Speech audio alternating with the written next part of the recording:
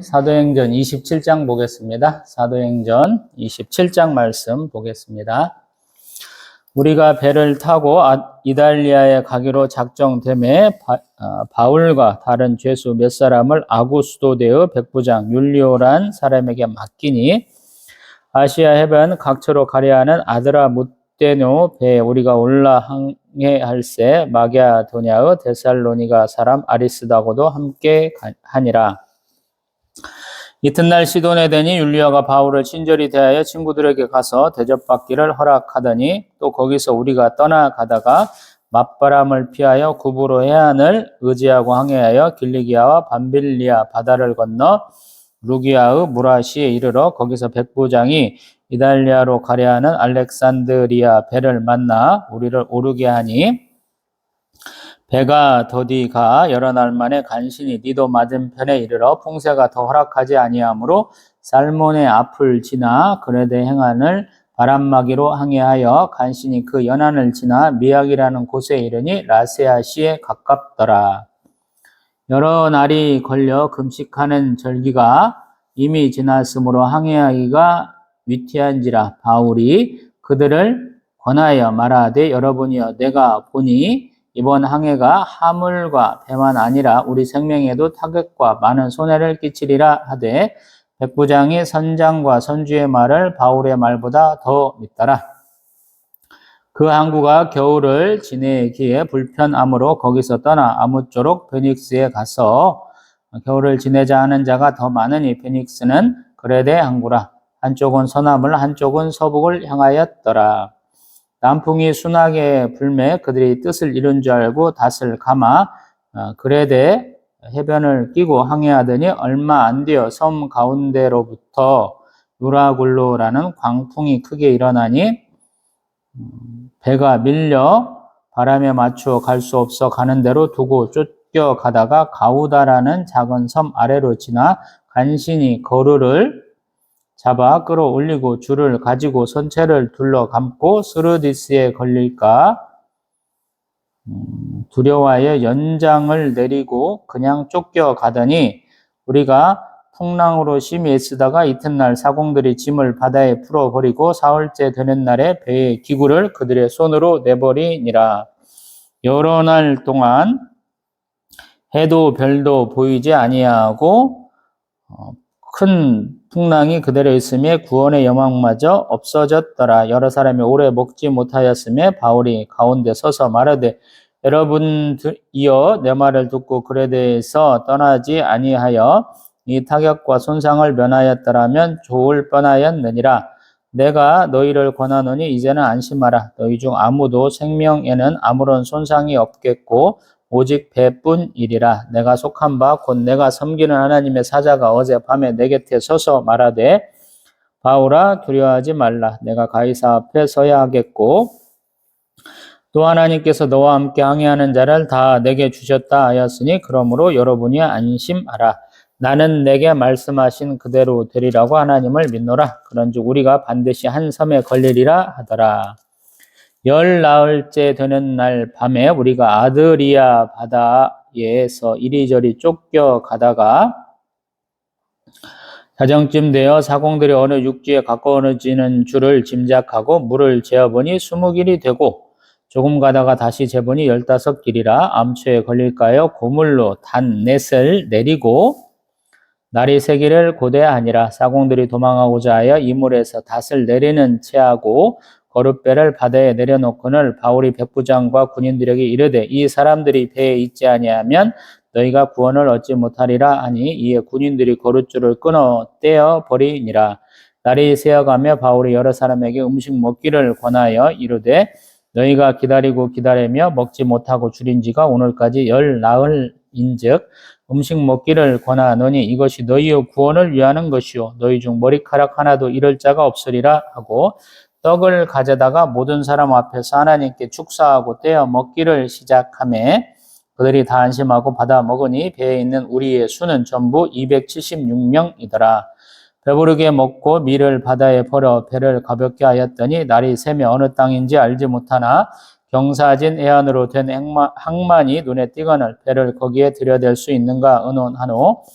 닷을 끊어 바다에 버리는 동시에 키를 풀어 늦추고 돛을 달고 바람을 맞추어 해안을 향하여 들어가다가 두 물이 합하여 흐르는 곳을 만나 배를 걸매 이 물은 부딪혀 움직일 수 없이 붓고 고물은 큰 물결에 깨어져 가니 군인들은 죄수가 헤엄쳐서 도망할까 하여 그들을 죽이는 것이 좋다 하였으나 백부장이 바울을 구원하려 하여 그들의 뜻을 막고 헤엄칠 줄 아는 사람들을 명하여 물에 뛰어내려 먼저 육지에 나가게 하고 그 남은 사람들은 널조가 혹은 배 물건에 의지하여 나가게 하니 마침내 사람들이 다 상륙하여 구조되니라. 아멘.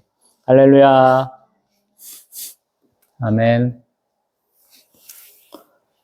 성경을 보다 보면 참 어떻게 이렇게 어렵게 하나님의 뜻이 이루어져 갈까 이런 생각들이 드는 것들이 제법 많거든요.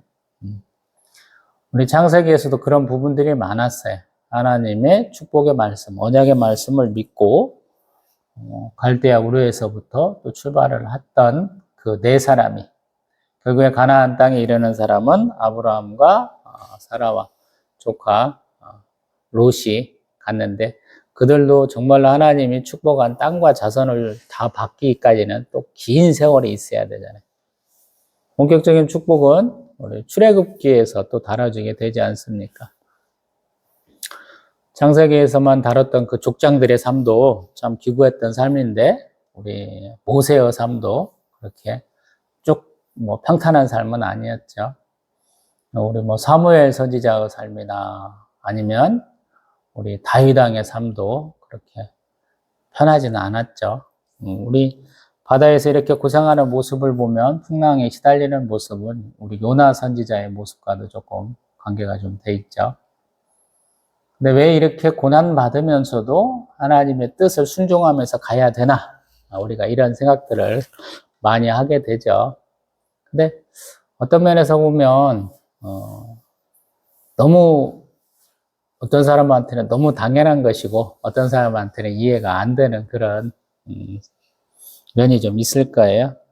저는 이거는 그냥 축복받은 길이다.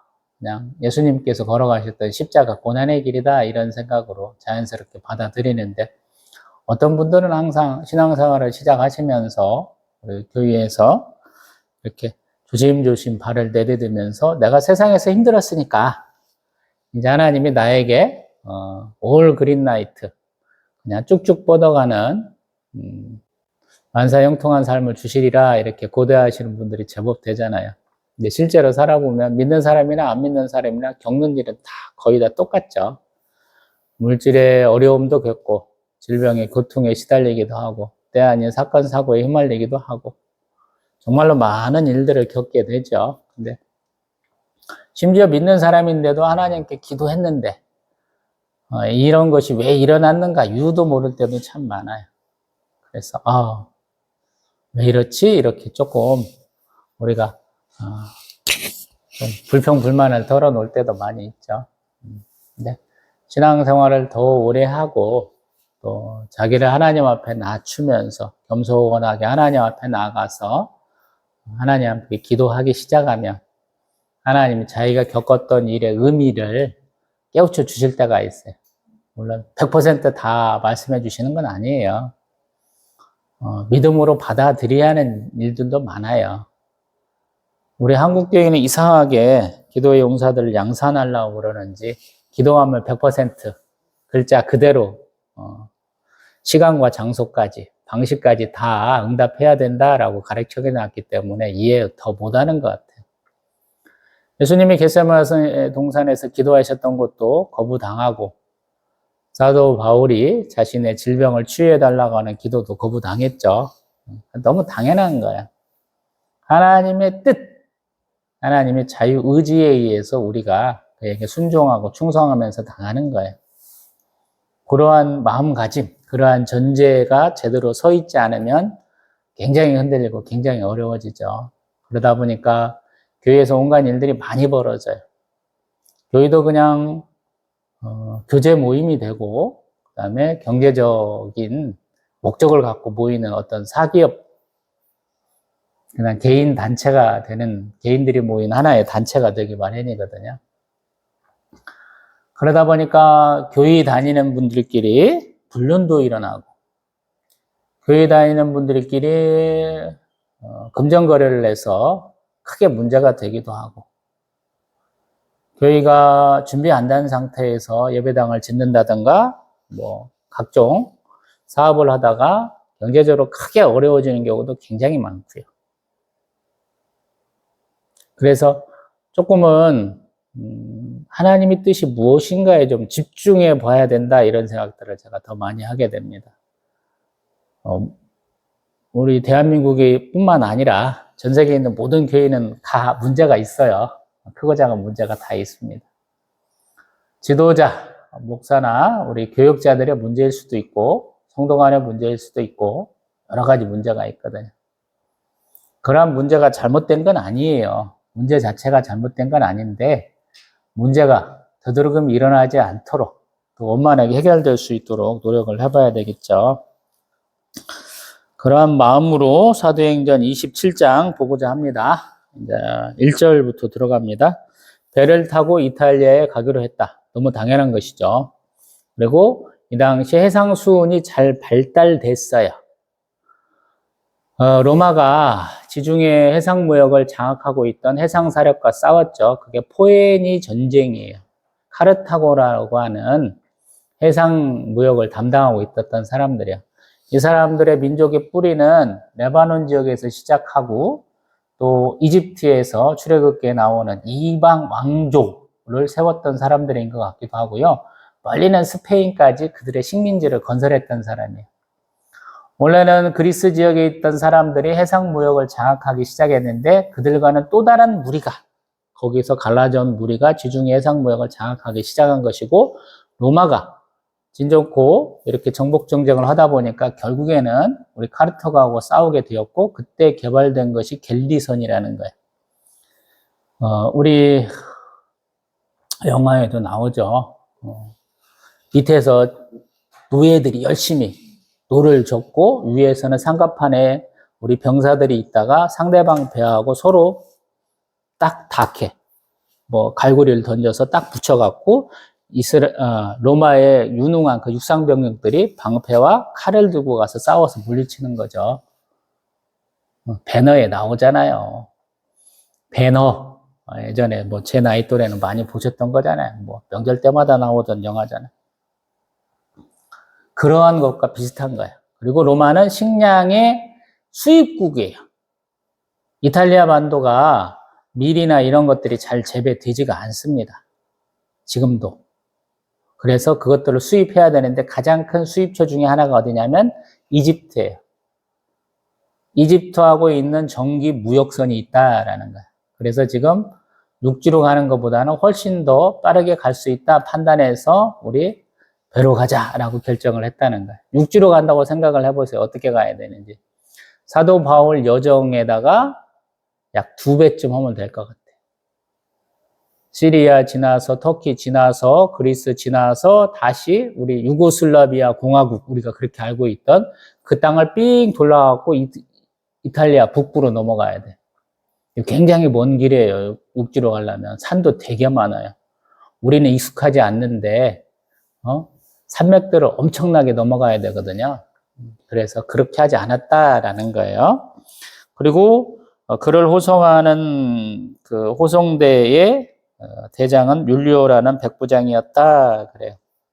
그래서 처음 탄 배는 아드라무떼뇨 배라는 거예요.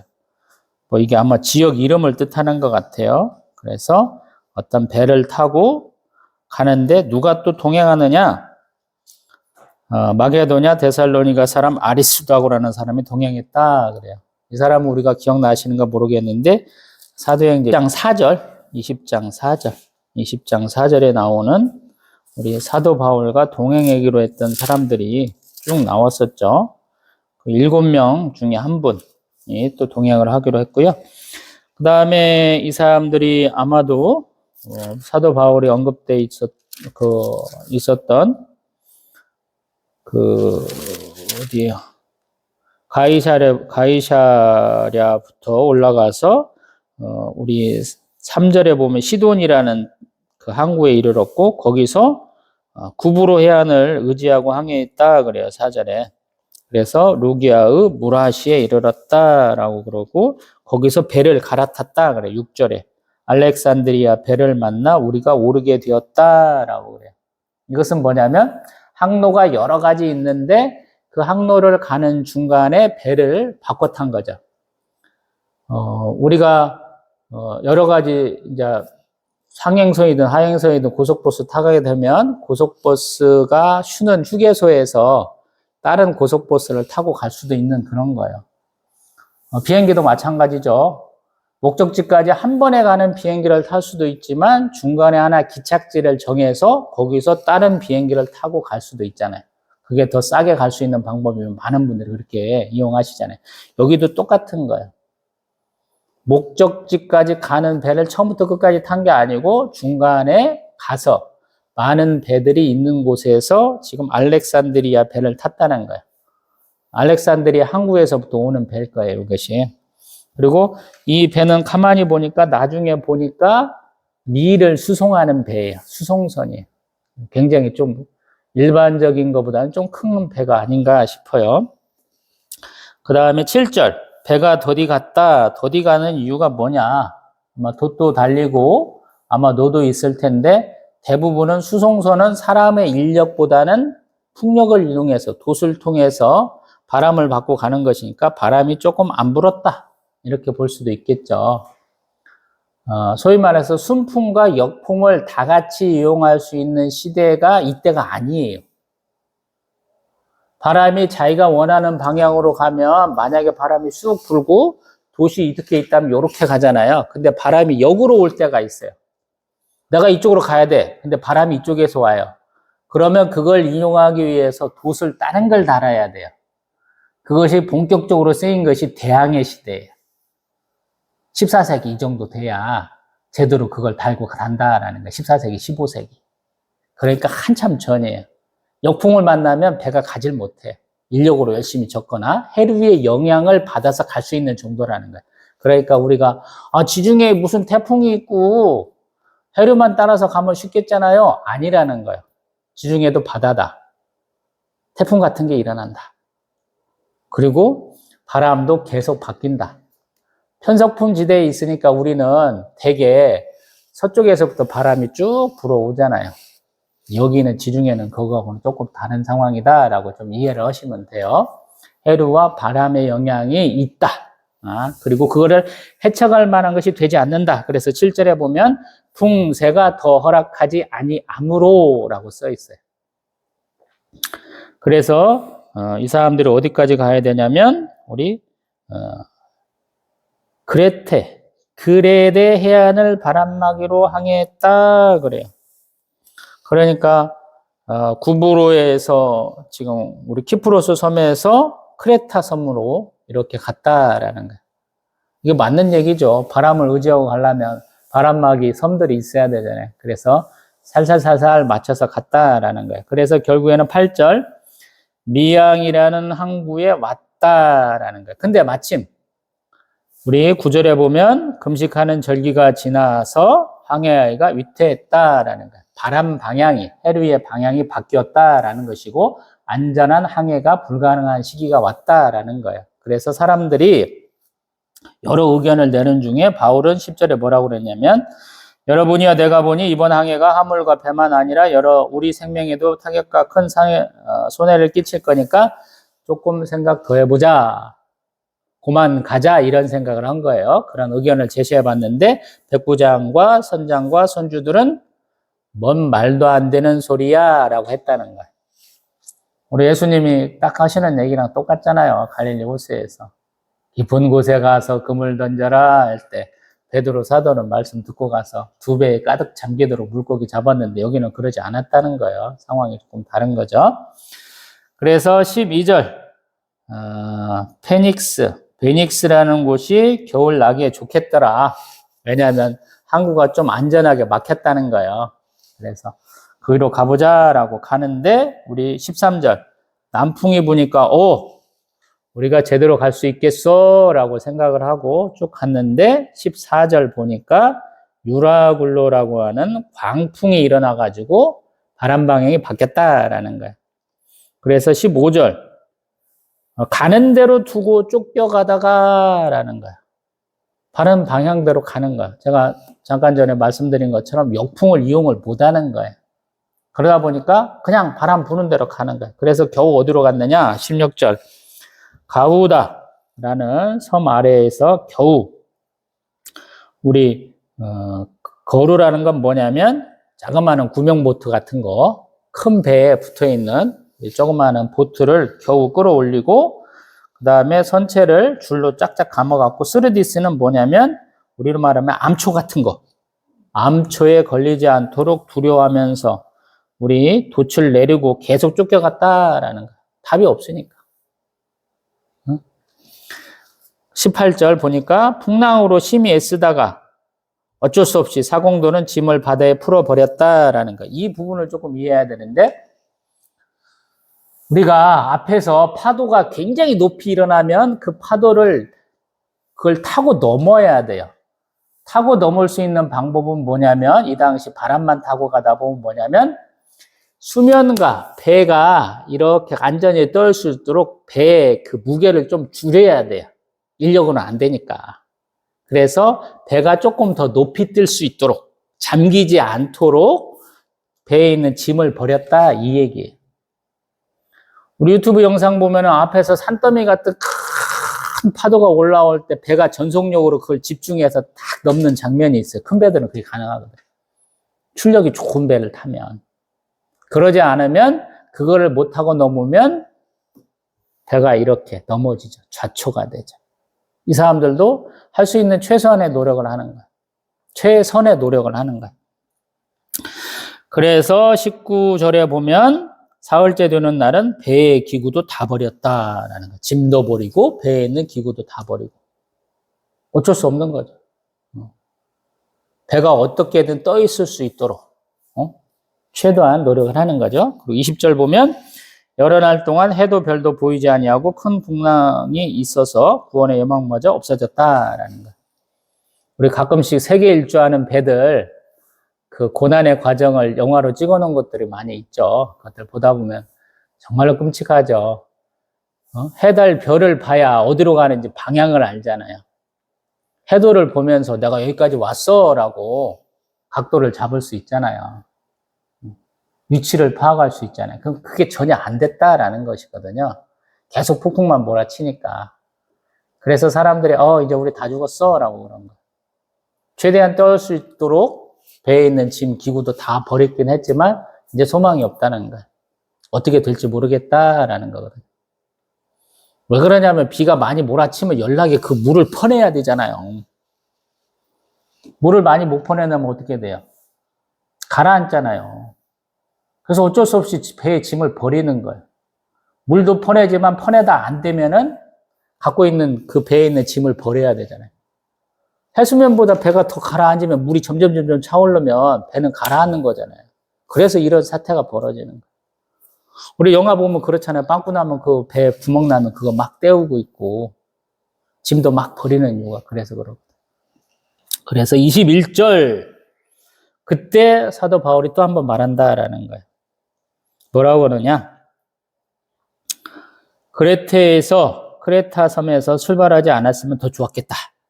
근데 22절 안심하라. 너희 중 아무도 생명에 아무런 손상 없겠고 배만 좀 깨지겠어. 23절 이하가 더 중요한데 내가 섬기는 하나님의 사자가 어젯밤에 내 곁에 서서 말씀하셨어. 바울아 두려워하지 마. 내가 가이사 앞에 서야 하겠고 또 하나님께서 너와 함께 항해하는 자를 다 내게 주셨다. 그러니 너희는 안심하라. 나는 내게 말씀하신 하나님의 그 뜻대로 되리라고 하나님을 믿는다라고 했다는 거예요. 죽음의 위 가운데 하나님 믿었어요 라고 해요. 그러기 쉽지 않죠. 배 타보셨는가 모르겠어요. 저는 이것만큼은 아니지만 보따리상을 해봤기 때문에 알아요. 되게 이제 인천에서 우리 천진이나 우리 여기 두만강 건너 그런 지역에 좀 많이 다녔었거든요. 몇 달 동안. 풍랑이 아주 아주 많이 치는 날은 선원들도 못 다녀요. 앉아 있을 수가 없어. 막 붕 뜨기도 하고. 멀미가 나고 아무것도 안 먹어야 돼요. 웃고 막 그러거든요. 근데 돌아가신 매형이랑 밥 잘 먹고 잘 다녔던 것 같아요. 참 감사하게. 배멀미도 이겨낼 수 있다 이런 생각이 들고, 그때는 하나님 안 믿었는데 이렇게 어쩌다 한 번씩 조금 그거보다는 파도가 조금 덜 칠 때는 이렇게 가보면 막 이렇게 배 위로 막 물결이 팍 치면서 바닷물이 쭉쭉 들어오거든요. 굉장히 무섭거든요.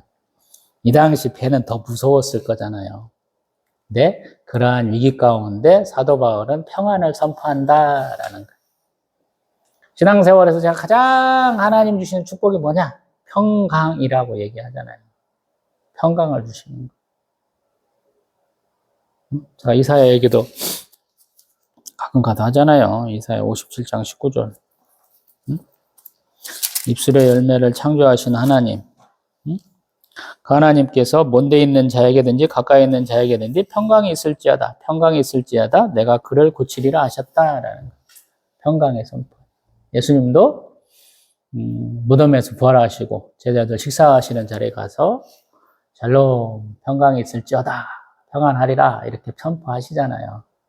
하나님과 함께 있으면 평안한 거예요. 아무리 세상이 요동해도. 이 세상은 이렇게 하는 찬송이 우리 찬송가에 몇 곡이 있거든요. 요란하나 내 마음은 참 늘 평안해 이렇게 가사가 되는 찬송이 있어요. 왜 하나님 함께 하시니까. 날마다 숨쉬는 순간마다 내 앞에 어려운 일 보내. 제가 이걸 옛날에 컬러링으로 썼었어요. 사람들이 참 어려운갑다 그래.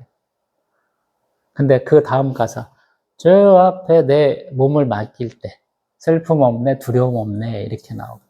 그 뒷말이 저는 더 좋았거든요. 하나님 함께 하시는데 내가 슬픔도 두려움도 없는 거거든요. 평강이 있는 거거든요. 사도 바울이 지금 그걸 하는 거예요. 평강이 있다. 죽음의 위기 가운데 벌벌 떠는 사람이 있으면 나와보라고 그래요. 성경에서. 스데반 집사님 사람들이 막 소리를 막 지르고 막 난리를 칠 때 뭘 봤어요? 하늘문 열려갖고 하나님과 예수님 딱 계신 거 보시고 얼마나 기뻐하냐고요. 평강이에요, 평강. 내 마음에 두려움이 있으면 내 믿음이 약한가 한번 둘러보셔야 돼요. 아, 이렇게 돈이 없고 내 몸이 아프고 남들한테 막 정죄당하고 비판당해갖고 막 마음 둘 곳 하나 없고 그럴 때 한번 하나님 앞에 나아가 보세요. 기도해 보세요. 하나님 뭘 주시는가. 두려워하지 말라. 그 말씀 먼저 하신다니까요. 그러면서 26절 결국에 뭐라고 그러냐면 우리는 한 섬에 걸린다라고 하는 거예요. 살아날 길이 섬밖에 없잖아요. 바다 한가운데 막 풍랑에 막 이리 걸리고 저리 걸리고 있는데 섬에 다가야 우리 살 수 있잖아요. 근데 그걸 선포한다는 거예요. 참 대단한 거죠. 믿는 사람 믿고 안 믿는 사람 안 믿었을 거예요. 27절 보면 14일 만에 2주 만에 아드리아 바다에서 이리저리 쫓겨가다가 자정쯤 되어 어느 육지에 가까이지더라라는 거예요. 현재 아드리아 바다는 아마 유고슬라비아하고 이탈리아 북부쯤인 것 같은데 더 넓게 해석하면 이탈리아, 아프리카, 또 헬라 사이에 위치한 지중해를 사람들이 그렇게 불렀다 그래요. 우리가 단순하게 생각할 때는 이런 생각을 하잖아요. 우리 가이사랴에서 출발을 해갖고 우리 시돈으로 갔다가 그 다음에 크레타 섬, 키프로스 섬을 지나가지고 아마도 이집트 쪽으로 쭉 가다가 이탈리아 구두처럼 생긴데 끝에쯤 갑자기 온 거 아닌가 이런 생각을 하잖아요. 근데 아드리아 바다라고 생각하면 그것이 더 위로 올라갔다가 다시 내려오는 형상이 되거든요. 근데 어떻게 갔는지 어떻게 알아요? 계속 해도 달도 별도 못 보고 며칠 동안 막 이렇게 2주 동안 헤매고 다닌 것처럼 얘기하잖아요. 적어도 며칠간 헤매고 다닌 걸 얘기하잖아요. 이게 잘 모른다는 거예요. 근데 결국에는 어디까지 왔느냐? 우리가 쭉 보면 28장에 넘어가 멜리데, 몰타라는 섬이에요. 몰타에가 딱 이르는 거예요. 자, 이제 바다에 가까이 오니까 사람들이 뭘 하느냐? 얼마나 가까웠는지 보려면은 수심이 얼마나 되는가 보는 거죠. 바다의 수심이 얼마나 될까? 그래서 뭔가 측정하는 돌을 달았던가, 뭐 줄을 달았던가 내려갖고 쭉쭉 보니까 20길이 15길 되고 딱 그러다 보니까 더 가면 좀 위험할 수 있겠어. 왜? 해안에 가까울수록 암초가 있을 수 있잖아요. 그래서 우리 항구에서 등대를 만드는 이유도 저기 암초가 있어 보여주려고. 또 그 암초 위에다가 뭘 또 이렇게 구조물을 세우기도 하고, 우리가 큰 항구를 만들려면 그 암초들을 인위적으로 폭파시켜버리죠. 지금도 가까워지는 건 좋은데 가까이 가서 암초에 걸릴까봐 사람들이 조금 멀리에다가 고물, 우리 배 뒤쪽에서 닷을 4개를 내리고 날을 3개를 좀 기다렸다라는 거예요. 근데 30절 보면 사공들은 도망가려고 그래요. 왜 도망가려고 그럴까요? 가만히 보면 책임 소재를 따질 것 같다라는 생각이 들어요. 사람들이. 로마 병사들이 왜 너희들 이렇게 제대로 못했어? 라는 거예요. 사도 바울도 얘기했는데 선장과 선주가 이런 것에 대해서 지금 다른 의견을 냈고 오다 보니까 이렇게 난리가 났잖아요. 그럼 누군가는 책임을 져야 될 거 아니에요. 이 당시 노예에는 사실은 인권이 없죠. 주인 마음대로 하는 거예요. 배너도 보면 왜 로마 군 사령관이 배너를 살려주고 양자를 삼죠? 자기 전쟁에서 지면 자기 목숨도 없다고 그래서 사령관이 자살하려고 하는데 배너가 딱 막을 쓰잖아요. 그래서 양자 삼아주잖아요. 예수님도 안 믿던 사람이잖아요, 배너는. 지금도 그러한 책임 소재 때문에 도망가려고 그러는 경향이 있는 것 같아요. 그래서 이물, 배 앞쪽에서 다 또 내려야 돼요. 이 당시 배는 배 앞쪽에서, 배 뒤쪽에서 내려. 지금도 마찬가지예요. 그래야 고정이 되죠. 무거운 돌을 달아가지고, 지금 뭐 수십 톤짜리 다시들이 있잖아요. 하나만 하면, 한쪽에만 고정하면 배가 해류에서 바람에서 빙글빙글 돌겠잖아요. 그걸 막기 위해서 양쪽에서 내리는 거라는 거예요. 그래서 배 뒤쪽에 내리고 배 앞쪽에서 내리는 척 하면서 거룻배, 구명보트 같은 걸 내려갖고 도망가려고 하니까 바울이 뭐라고 그래요? 백부장과 군인들에게 이 사람들이 배에 있지 아니하면 너희가 구원을 얻지 못하리라. 그래서 그 거룻배를 잘라버린다라는 거예요. 왜? 사공들이 없으면 배를 움직이지 못하기 때문이에요. 로마 병사들은 육지 전투에 능한 그냥 군인일 뿐이에요. 배를 운영하지를 못하는 거예요. 사공들이 도망가지 못하게 하는 거예요. 사공들은 책임 소재를 따질까봐 도망가는데 그걸 아예 못하게 막는 거예요.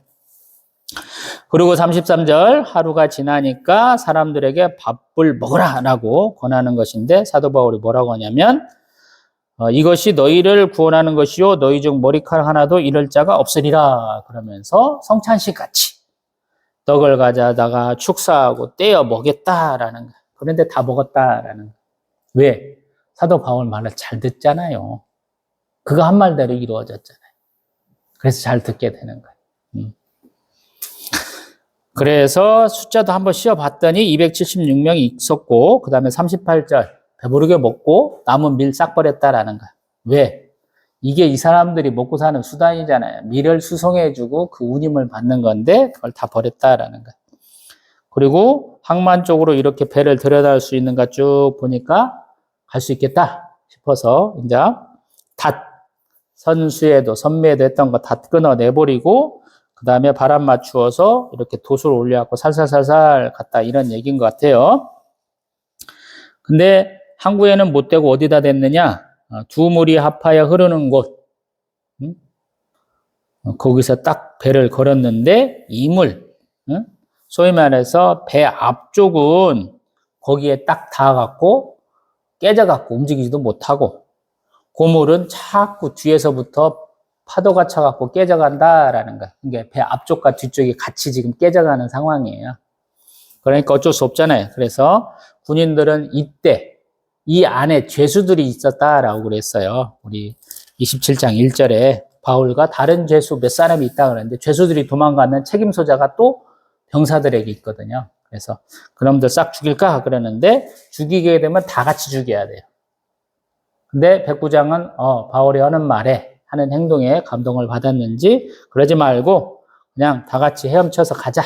그래서 헤엄칠 수 아는 사람은 헤엄치고 못 치는 사람은 배에 있는 기구들 갖고 물장구 치면서 안전하게 왔어. 여기까지 되는 거예요. 할렐루야. 참 감사하죠. 우리 쥐구멍에도 뱉을 날이 있다. 뭐 이런 표현도 하기도 하고, 고난 끝에 행복이 온다. 이런 표현도 하고, 하나님 축복하시니까 그 고난의 길이 축복의 길이 됐다라고 볼 수 있는 것이죠. 우리 어메이징 그레이스 나오는 그 선장이나 제가 창세기 때 말씀드렸었던 우리 흑인 청년, 세뮤얼 카브 모리스 흑인 청년의 얘기가 이것과 굉장히 좀 비슷한 면이 많이 있어요. 한번 인터넷 검색하시면 돼요. 세뮤얼 카브 모리스라는 흑인 청년의 얘기가 조금 이러한 사도행전 27장을 읽고 나면 굉장히 은혜롭게 나올 거예요. 또 뭐 어메이징 그레이스에 있는 그 사장, 그 선장의 모습도 굉장히 은혜롭게 다가오죠. 근데 그 모티브가 된 분이 사도 바울이다라는 그가 있음으로 인해서 배에 있는 뭐 선주, 선장, 선원, 뭐 로마 병사, 죄수들, 그 바울의 동행까지 다 안전하게 간 것이죠. 정상적인 방법으로 순풍에 돛단 듯이 쭉쭉 가면 좋겠지만 그래도 풍랑을 만나서도 사람은 이렇게 다치지 않고 죽지 않고 온전히 이르렀다라는 것이고 이제 28장에는 또 극적인 반전이 있죠. 동네 사람들이 나와가지고 섬 사람들이 나와가지고 니네들 겨우 살았구나. 추운 날 헤엄치냐고 고생했어.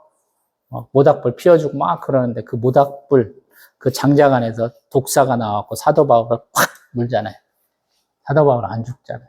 무는 거 보고 저놈 얼마나 큰 죄인이 간데 구사일생으로 바다에서 살아왔는데 독사에서 물려 죽는구나 그러는데 사도 바울 멀쩡하잖아요. 그래서 그 몰타 주민들도 복음화 시키는데 우리 사도 바울이 쓰임 받게 되죠. 참 이래요. 하나님은 내가 가고 싶은 일을 가게 하시는 분이 아니에요. 하나님이 시키고 싶은 일을 자발적으로, 순종적으로, 충성으로 행하는 자를 하나님이 쓰시는 거거든요. 그래서 사도 바울을 하나님이 쓰시는 거예요. 그리스도 교인들을, 예수님을 박해하던 그를 이제 순종해서 하나님 뜻대로 행하게 하시려고 그를 쓰신 거예요. 우리도 마찬가지거든요. 저도 마찬가지고 고개 뻣뻣이 들고 입이 뻣뻣하고 혀가 둔한 백성 이하는데 하나님이 저를 이렇게 쓰시잖아요. 이 말씀이 너무 은혜롭다고 이렇게 얘기하잖아요. 쉽지 않은 거야. 근데 항상 순종과 충성이 바탕이 돼야 되는 것이고 또 사도 바울은 스스로 사도의 표가 된 것의 첫 번째는 잘 참는 거, 인내를 얘기를 하거든요. 사도 바울이 권위 있게 뭔가 말을 하고 그랬더라면 이런 일 안 당했겠잖아요. 근데 백부장 율리오라는 사람, 선장과 선주의 말이 그를 앞질렀잖아요. 그러다 보니까 사도 바울이 총 3번에 걸쳐서 말을 해야 되잖아요. 우리 가만히 보면 우리 9절에서도 안 갔으면 좋겠어. 크레타 섬에서 그레데 섬 근처에서 안 갔으면 좋겠어. 그러는데 그걸 또 말을 안 들었기 때문에 또 유라굴라는 광풍에 흔들려가면서 우리 21절 이하로 또 말을 했었고 또 이제 몰타섬 가까이 가서 이제 사람들에게 또 한번 말해서 축복해서 이제 은혜롭게 해피엔딩으로 만들어 주잖아요. 그래서 가만히 보면 신앙생활 하면서 하나님이 나에게 주시는 가장 큰 기쁨은 뭐냐면 내가 말하는 것이 이루어지는 거예요. 이 교회 개척하고 10년차 세월 이 동안에 성도라고 해봐야 뭐 지금은 저하고 저희 사모하고 아들밖에 없 남았거든요. 이 세월이 지금 몇 년이 성도 구경하기가 너무 힘들었어요. 오늘 아침에도 제가 교회 이렇게 한 바퀴 돌으면서 피식한 게 뭐냐면 저희 식당으로 쓰는 공간 안에 연통을 이렇게 바깥으로 빼놨거든요. 근데 새가 와서 집을 지었어요. 근데 오늘도 새소리가 나더라고. 영하 10몇 도 추위가 목금토 이 정도 이렇게 있었는데 그 추위가 지나고 나니까 새는 집 짓고 새로운 봄을 맞이하려고 그런갑다 이 생각을 하니까 참 우습더라고요. 정도는 없는데 새도 드나들고 언젠가 제가 동영상 찍다가 도마뱀이 이렇게 목이 걸려서 죽은 것도 한번 보여드리고 그 말도 해봤죠. 새도 오고 뭐 안에 들어갔다가 나간 것도 몇 차례 되고 도마뱀도 오고 벌레도 오고 온갖 것들 다 오거든요. 사람만 안 오지. 한편으로 감사하더라고요. 그렇게 적막한 공간에서 내가 소망을 얘기하고 하나님의 복음을 얘기했는데 그 말씀들이 이루어져 갈 때가 있더라. 실패한 목회를 얘기를 하고 이제 이 목사라는 자리에서 내려와야 되겠다라는 생각을 참 많이 하고 하나님 앞에 때도 많이 써보고 그랬는데 하나님이 해야 된다라는 감동을 주셔서 이렇게 10년차 사역을 하고 있는데 하나님이 이 강대상에서 제가 선포한 말씀들이 떨어지지 않게 해요. 지켜주시더라고요. 참 감사하다. 사도 바울이 하는 말 믿을 사람이 하나도 없었잖아요. 우리가 봤잖아요. 죄수의 말을 누가 믿어요? 항해에 대해서 아무것도 모르는 완전 생초짜잖아요. 문외한의 사람이 얘기하는 거 누가 믿겠어요? 근데 그 말씀대로 이루어 가잖아요. 참 놀라운 경험이잖아요. 이게 신앙생활이에요. 하나님이 사람들 앞에 누군가를 위대하게 만들어주는 거예요. 출애굽기 보면서 가장 감동받은 이것 중에 하나가 제가 그러거든요. 모세와 아론을 바로와 그의 백성과 이스라엘 백성 앞에서 위대하게 만들어주신 하나님이거든요. 처음에는 얼마나 무시당해요. 동족들한테도 고발당하는 모세잖아요. 이방 땅에서 자기 말도 잃어버릴 정도 40년간 목자로 살아야 되잖아요. 하나님 명령하시고 그냥 내방쳐 주시는 하나님이 아니시고 그가 가는 길을 동행하시잖아요. 그리고 그가 어떤 사람으로 어떻게 그 상황을 이겨낼 수 있도록 주도할 수 있도록 하나님 권능을 베풀어 주시잖아요. 성령 하나님이 주시는 건 용기, 지혜라고 제가 사도행전 계속 얘기해 왔죠. 용기 있게 얘기하게 하잖아요. 사람들이 죽을 위기 가운데서 얼마나 거칠어지는지 많은 분들은 모르거든요.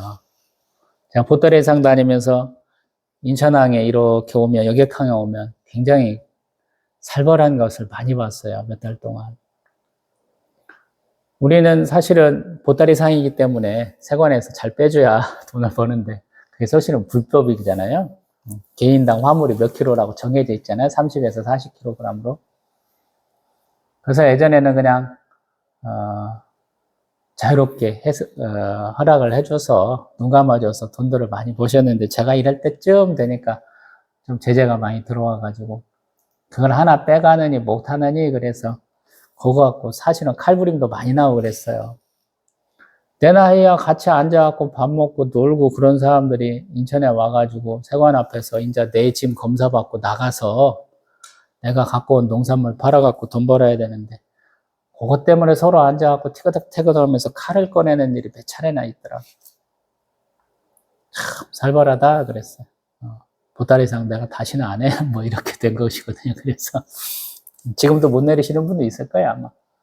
딱 여행 경비만큼 감당할 수 있는 정도가 딱 나오거든요. 갔다 오면. 그 당시에도.